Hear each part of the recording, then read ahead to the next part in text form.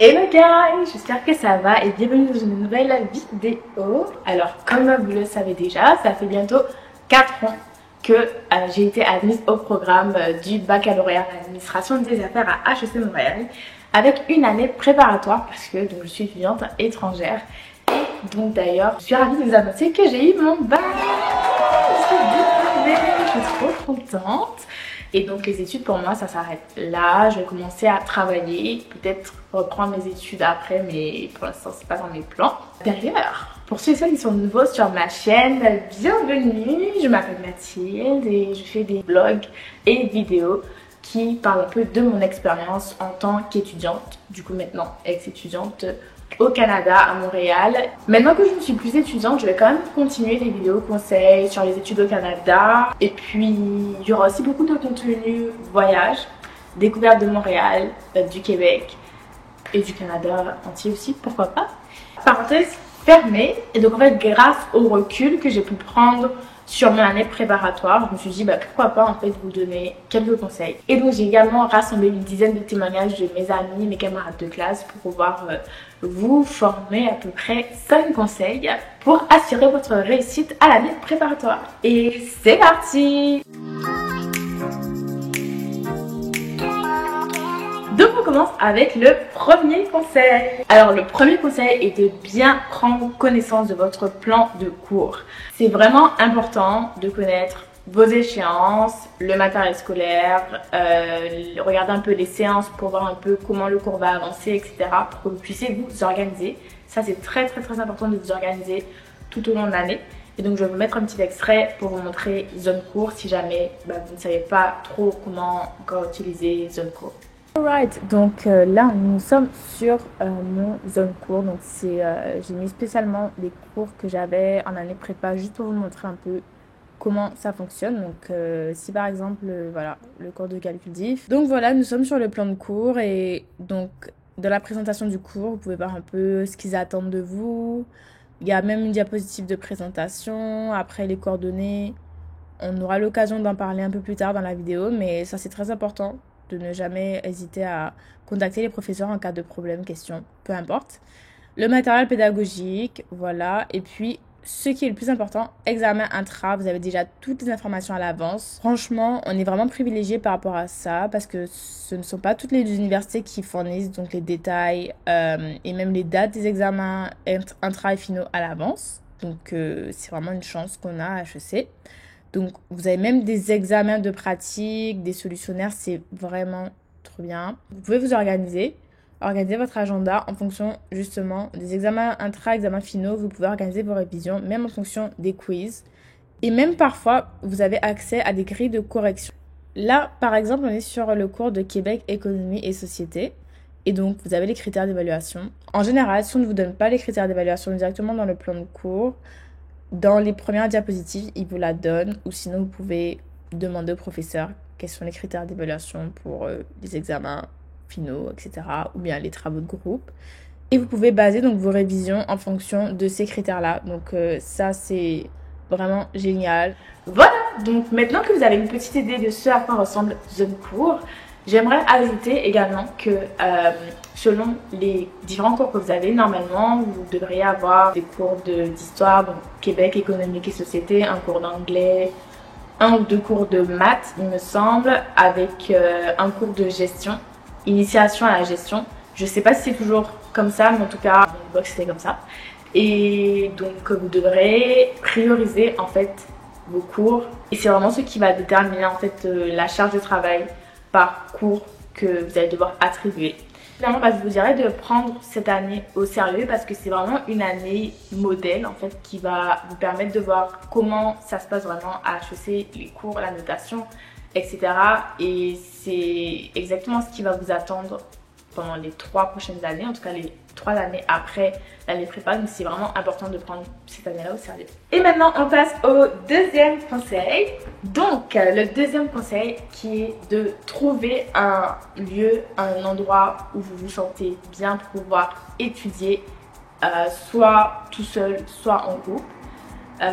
Donc ça peut être un café, ça peut être chez vous, ça peut être à la bibliothèque. Moi, la bibliothèque a été ma meilleure amie durant ces 4 années de mon baccalauréat. Et surtout de la prépa, j'étais beaucoup à la bibliothèque. Et j'aime voir les gens autour de moi travailler, ça me motive vraiment. Mais je sais qu'il y en a d'autres qui n'aiment pas trop travailler dans le silence, donc ils vont dans des cafés. Donc c'est vraiment à vous de voir, vous pouvez essayer, tout essayer. C'est à vous de voir en fait quel lieu de travail vous convient le mieux. Et je trouve que c'est important de ne pas sous-estimer les révisions en groupe. Personnellement, je trouve que seul on va plus vite, mais ensemble on va plus loin. Les révisions de groupe vous permettent de tester vos connaissances, de vous poser des questions, de un va expliquer à l'autre ce qu'il n'a pas compris et vice versa. Moi je sais que j'aime beaucoup travailler à deux. Donc ce qui a été efficace pour moi, c'était de travailler avec une personne, voire 2 personnes, vraiment au grand max, mais pour moi une personne c'est vraiment idéal. Donc c'est à vous vraiment de voir si vous aimez vraiment travailler seulement tout seul ou à plusieurs. Alright, donc on passe au conseil numéro 3. Le conseil numéro 3, donc c'est faites des fiches de révision de vos cours, s'il vous plaît, ça c'est hyper important. Alors, je sais qu'il y en a qui détestent faire des fiches de cours, qui pensent que ça ne sert à rien et qui préfèrent juste écouter, assimiler le cours, revoir le cours, relire le cours chez eux, and that's it. Ça peut fonctionner aussi. Moi, ça n'a pas fonctionné pour moi, mais je sais que pour certains, ça fonctionne très bien. Mais en fait, l'importance de faire des fiches de révision, surtout après chaque cours. Il y en a qui le font pendant le cours. Moi, je trouve que c'est plus efficace peut-être de le faire après le cours. Et ça vous permet un peu d'assimiler la matière, de voir un peu ce que vous avez compris, ce que vous n'avez pas compris. Et puis, surtout, ça vous permet de faire vos fiches de révision d'avance pour les examens intra et finaux. Comme ça, vous n'aurez pas à perdre du temps à faire plein de fiches au lieu de réviser. Ça peut paraître aussi chiant et une habitude qui est longue à faire pour certains, mais je vous promets que si vous prenez rien que 30 à 45 minutes après chaque cours, après bon, si vos cours se succèdent, c'est sûr que vous ne pourrez pas, mais à la fin de la journée ou bien 1 ou 2 jours après, histoire que le cours reste frais dans votre tête, vous faites 30 minutes, 30-45 minutes, vous vous dites ok, c'est bon, je vais noter ce que j'ai retenu, etc., ce que j'ai compris, noter les points clés du cours. Comme ça, après, si vous avez des questions à poser au prof ou bien même à poser à vos camarades de classe, etc. Toujours dans les fiches et les révisions, c'est quand même assez important aussi d'être à jour dans tout ce qui est exercice, les devoirs, les lectures, tout ça. C'est important d'être à jour. Je sais qu'il y en a qui n'ont pas forcément de faire toute leur lecture, mais en tout cas même de trouver un résumé de la lecture ou lire en diagonale. C'est ce qu'on a un peu tous fait quand on n'avait pas le temps de lire toutes les lectures. C'est important en tout cas d'être à jour sur tout ça parce qu'après vous allez avoir des lacunes. Et ça va vraiment vous embêter quand les quiz, examens et très finaux vont arriver. Et on passe au 4e conseil.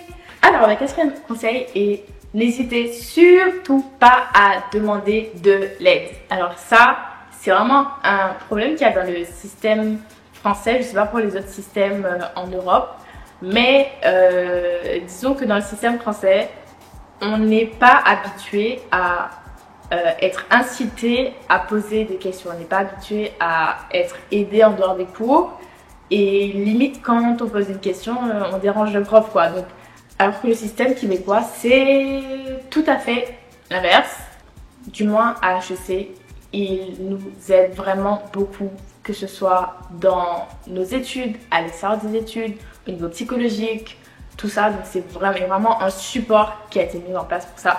Donc je vais vous montrer ça un peu sur le site d'HEC. J'ai juste tapé dans la barre de recherche soutien aux études de HEC Montréal et donc je suis tombée sur cette page, c'était le premier résultat. Donc voilà, sur cette page-là, vous pouvez avoir plusieurs types de soutien, soutien aux études, soutien psychologique, la gestion de carrière, soutien aux étudiants en situation d'handicap, les services offerts à l'Université de Montréal. Et pourquoi pas, si jamais vous voulez arrêter de fumer, on peut même vous aider pour arrêter de fumer. Donc par exemple, si jamais je clique sur celui-ci, services et ressources pratiques de soutien aux études. Donc là, vous avez des ateliers pour la gestion du temps. Voilà, sur Microsoft Teams. Je crois que j'en avais déjà fait un et ça m'avait pas mal aidé. Mais c'est dommage parce que j'ai pas pu m'en servir autant que j'en voulais. Parce que c'était pas trop instinctif de ma part. Mais vous avez vraiment pas mal de ressources à votre disponibilité. Vous avez pas mal de boîtes à outils. Donc ce sont des aides-mémoire. Ça peut toujours être pratique dans vos études, vos révisions. Stratégie d'études, conditions optimales pour réussir, travailler en équipe, vraiment, mais on vous balance vraiment plein de ressources. C'est pas ce qui manque à HEC. Et vous avez même des consultations individuelles. Moi, je trouve ça vraiment superbe. Quand par exemple, vous n'osez pas trop demander de l'aide en groupe, pendant qu'il y a un groupe, ou vous voulez avoir un soutien vraiment plus personnalisé, vous pouvez prendre un rendez-vous. Le système québécois a vraiment été bâti pour accompagner justement les étudiants dans leurs études et leur réussite. Donc voilà, donc comme vous avez pu le voir, HEC a vraiment pas mal de ressources pour aider les étudiants dans leurs études et puis même les profs. Mais les profs sont ravis de répondre à vos questions. Puis n'hésitez pas, si jamais vous n'osez pas poser des questions directement dans la classe, moi je sais que je n'aimais pas trop poser de questions en classe, mais moi j'envoyais des mails aux professeurs ou bien même le professeur peut planifier des rendez-vous individuels et vous expliquer ce que vous n'avez pas compris, mais franchement c'est inclus dans leur travail, aider les élèves, donc ne vous en faites même pas. Je dis ça aussi surtout par rapport aux cours de maths, les amis. Alors je ne sais pas si j'avais dit oui dans une de mes vidéos précédentes où je parlais un peu de mon expérience à HEC, qui va être juste ici. Je disais que j'avais raté un cours de maths en prépa et il me semble que c'était calcul différentiel, et je sais que je ne suis pas la seule à l'avoir raté et que d'année en année, il y a pas mal d'étudiants en prépa qui le ratent. Moi, c'était parce que je m'étais un peu reposée sur mes lauriers, donc c'est un peu pour ça que j'ai pas trop travaillé le cours, en tout cas pas assez du moins. J'ai pas assez posé de questions non plus, ce qui ne m'a pas du tout été favorable. Et donc je vous conseille vraiment de ne pas hésiter à poser des questions aux profs de maths. Ils sont là pour vous aider, soit à prendre des cours de soutien avec les anciens élèves. Également, les anciens élèves, ils fournissent pas mal de fiches de révision de tous les autres cours, donc n'hésitez pas à demander aux anciens étudiants leurs fiches. Après, je sais pas si vous connaissez Studoku aussi. Studoku offre aussi pas mal de ressources. En fait, ce sont les étudiants qui uploadent, qui mettent en ligne leurs fiches de révision ou leurs exercices corrigés, etc. Et donc, on termine avec le conseil numéro 5. Conseil numéro 5 qui est profiter de votre année préparatoire, s'il vous plaît. Quand je dis profiter, ce n'est pas soyez dans vos bouquins H24. Non. La plupart d'entre vous, c'est la première fois que vous arrivez à Montréal, c'est la première fois que vous habitez seul, c'est la première fois que vous quittez votre pays ou votre île pour venir vous installer dans un autre pays. Et c'est pas quelque chose de facile. Sincèrement, il faut être très courageux pour faire ça. Et je vous conseille de vraiment profiter pour socialiser, sortir, faire un maximum d'activités dehors. Que ce soit en été, automne ou en hiver qui est la période la plus difficile à mon sens, en tout cas pour la première année. C'est une période aussi où pas mal d'étudiants dépriment un peu parce qu'ils sont loin de leur famille, qu'il fait froid, que le soleil se couche tôt, etc. Donc je vous conseille de vous créer un petit cercle d'amis, que ce soit dans votre classe, cohorte ou à l'extérieur, qui vivent à peu près la même expérience que vous, qui viennent d'arriver en année préparatoire ou bien qui viennent d'arriver à Montréal. Ça va vous faire du bien, surtout pour votre santé mentale, parce que vous allez pouvoir échanger un peu sur votre expérience, vous n'allez pas vous sentir tout seul. Et surtout pour l'hiver, vous allez pouvoir affronter l'hiver ensemble, parce que l'hiver au Canada, c'est pas très chaud. Hein. Mais attention, quand je vous dis profiter, c'est pas forcément dire oui à tout. En année prépa et surtout en école de commerce, en général, les étudiants aiment bien faire la fête et aiment bien boire de l'alcool. Et je sais que ce n'est pas le délire de tout le monde. Donc vous n'êtes pas obligé de dire oui à tout. Vous n'êtes pas obligé de participer à toutes les activités organisées par HEC ou par votre cohorte. Vous pouvez tout aussi bien socialiser sans boire de l'alcool, faire la fête sans boire de l'alcool. À l'heure où cette vidéo va sortir, normalement, la cohorte 2023 a déjà fait les intégrations. J'espère que ça s'est bien passé pour vous d'ailleurs. Et pour les cohortes à venir, s'il vous plaît, ne ratez pas la partie des intégrations. Donc normalement, c'est en août. Si je ne me trompe pas, vers la mi-août. Ce sont des activités en fait qui sont organisées justement pour les étudiants, les nouveaux étudiants d'HEC ou les nouveaux étudiants qui viennent à Montréal pour étudier, que ce soit Concordia, McGill, UDM, etc. Et en fait, vous êtes séparés par cohorte et ça vous suit vraiment dès le départ. Et moi, je pense que c'était ma meilleure année, en tout cas de toutes les 4 années au baccalauréat, c'était ma meilleure année.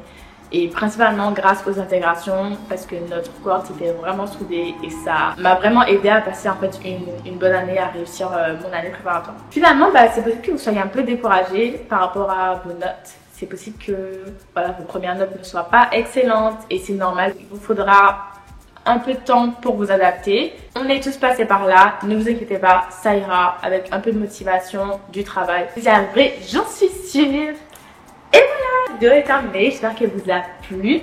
N'hésitez pas, si vous avez d'autres questions dans les commentaires, à me faire parvenir juste ici. Si jamais des anciens étudiants passent par ici et que vous avez d'autres conseils à donner, n'hésitez pas non plus à les fournir dans les commentaires. Moi, je vous souhaite une belle rentrée, une belle réussite. Je suis sûre que vous allez y arriver.